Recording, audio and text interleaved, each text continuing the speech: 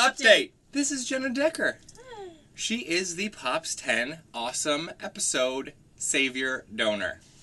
That's a long title. It is. You have been here now for a couple days, and you've already shot your Episode 10 cameo. Mm-hmm. How did it stack up against your expectations of what it was like, what it would be like to be on the Pop set? Well, I've been on sets before in a different capacity, like never in front of a screen. So much more work than I think anyone realizes. Like you've said, you've got up, gone to work, then you go and film till like midnight. We've seen the time lapses and stuff out there. It just does not speak to the gravity of like how much goes into this. It's like you're hanging out with all your friends and you'd think it's a fairly informal thing, but you're like an actual proper production, just with like not the same amount of resources, I guess. It was your first time in front of the camera, right? As I'm sure they will be able to tell. No, you did great. You did a great job. Behind the camera, she has been doing makeup effects like this, and this, and this. When she showed up, she was like, okay, you seemed a little hesitant. Yep. And then you did a great job.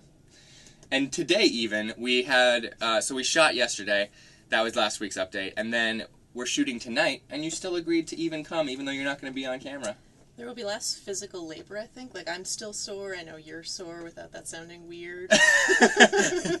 Yeah. It'd be less labor intensive, so. Yeah, well, you're going to do some of that magic boo mopping.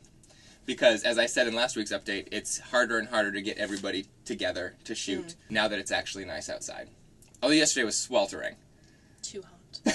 And not come to Chicago for the heat. What made you become our big donor this episode? Well, it was like the perfect storm. I mean, I thought it was going to be like Harris's situation where it's oil sands industry. I could lose my job any day. However, I did maintain gainful employment long enough to get my annual bonus. And I was like, what am I going to do with this money? Because it's always like mortgage or the car payments or really boring stuff. I was like, I'm going to do something for me. So I actually asked a couple of people what their opinion was. And you've heard some of the responses like, it's a scam, it's a porn ring. There's like... These are people unfamiliar with YouTube kind of culture in general, right? Like Nigerian prince scheme or whatever that is. Yeah. I was like, okay, so those people don't get it. I talked to the boyfriend, met him on YouTube. He knows you're a legitimate human being. Yeah. And he was like, why don't you just do like the VidCon thing or go to like one of the... I'm like, that's not the experience I want.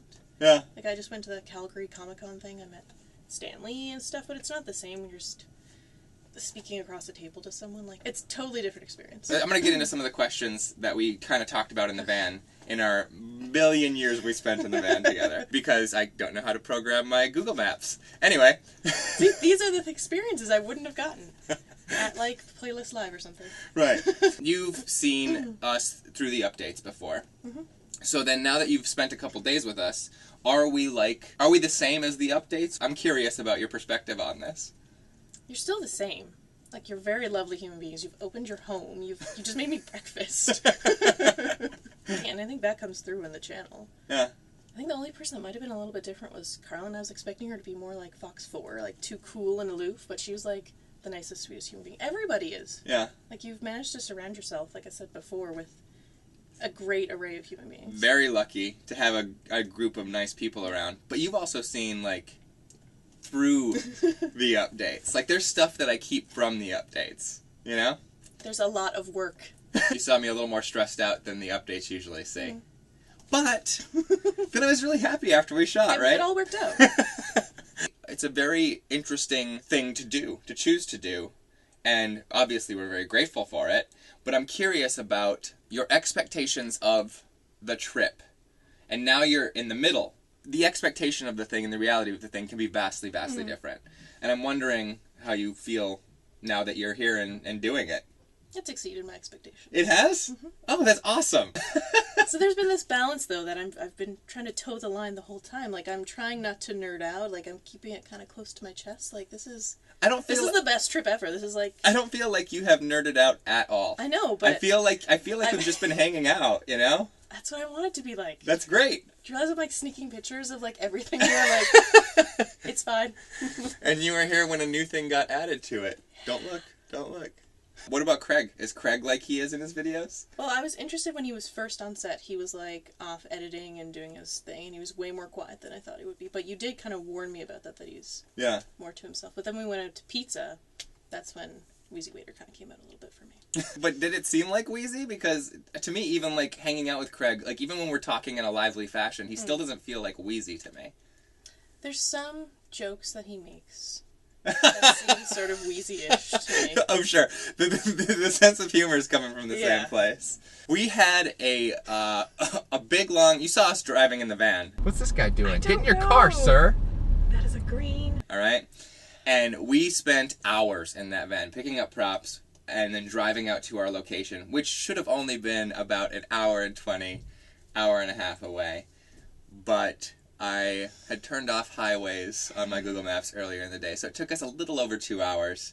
And, I mean, we just chatted. We chatted about an awful lot of stuff. And what we've come to, I think both of us, is that life is a compromise. This is a sad truth. There's two ways of being satisfied in your life, right? There's many ways of being satisfied in your life, but you can choose make less money but follow your aspirations, or you can make more money and do less with your aspirations. And we've talked about how difficult both of those positions are. I think it's very interesting. David and I even talked about this, and it's like the grass is always greener on the other side. Yeah. Because the fact that through my work, I gave up a lot of the artsy side of things, but I could just come here. Versus he was just talking about, like, having benefits. There's certain elements that I can still insert artsiness into my life through these means or whatever else, but I'm sure there's other things for you too. You still have a desk job, more or less. So. Oh yeah, no, very much. I've been thinking a lot about the fact that the people that I know and the people that I hear about, because I listen to a lot of podcasts with creators and everything, the people who are doing the things that I always said I wanted to do, they put it all in, where if it didn't work out, they would have been totally screwed over, you know? Like the guy who made Green Room. I love Green Room. She went to see Green Room. She liked Green Room. Awesome. The guy who did that only got to make Green Room because he went all in on Blue Ruin. He put, like, his wife's retirement account in. He put his own, like, they had their home equity on the line. Like, and they had 2 kids, a third on the way, when he made this independent movie. That is a kind of craziness to which I am not comfortable. I mean, Craig, too. He didn't have any kids or anything, but, like, he just put the desk job away, and he was like, I'm putting all my eggs in this basket. It's been a very good basket for him, and it has made him a much happier guy, actually. I remember Craig on a desk job, and it's not the Craig you hung out with last night, you know? Like you said, you still get to express yourself creatively. I kind of miss having more not work time. And that's something that you give up when you have a desk job and a hobby that takes up this much of your time. Grass is always greener, right? It's true. This is the kind of stuff we got into in the van. Yeah. Anything else we think we should talk about? The only thing I would like to add is that it was kind of a selfish act for me to come here because I just wanted to do it for me. But the response, like, even when you posted, like, the head exploding thing when it happened. And everybody was so nice, and that's why I was being a little bit self-deprecating as it, like, inflated my ego. But you have such a nice fan base. It was just, and that ties back to what I was saying earlier about how you're all so lovely. It was very easy to just support the cause. So, awesome. Guys, say hi to Jenna. She's done an awful lot for us. She got at least 35, 36 VFX shots off my plate.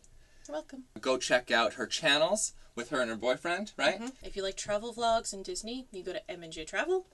And then weird nostalgia, like us watching old VHS tapes, so that's the Throwback Exchange. And I've started doing some comic-y book stuff too, but that's my scene. Go check them out, because I know we got people who dig Disney, including ourselves. And we do giveaways. Free stuff. Come. Giveaways? Yeah. That's awesome. There it is. It's the Pops logo. And you guys, I will see you in a week.